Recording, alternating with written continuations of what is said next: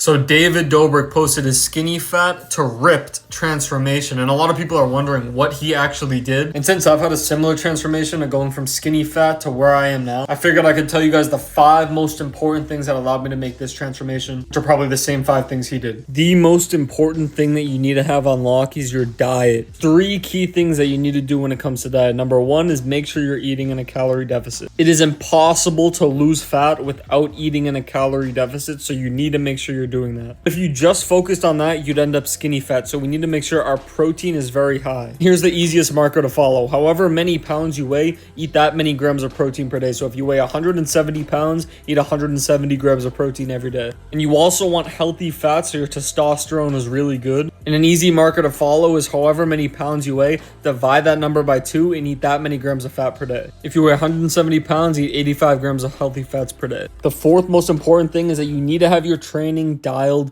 in. And when I say dialed in, you need to have a consistent training routine that you follow on a weekly basis. Specifically one that prioritizes lifting weights and taking your muscles to failure. The reason you're skinny fat is because you have too little muscle, so that should be the priority while we shed the body fat through the diet. And lastly, the 5th most important thing is that you need to be tracking everything. How much food you're eating, how much protein you're getting, how many calories, and your day-to-day weight. That's going to be essential. Also, like weekly and monthly progress pictures to make sure you're doing the right things.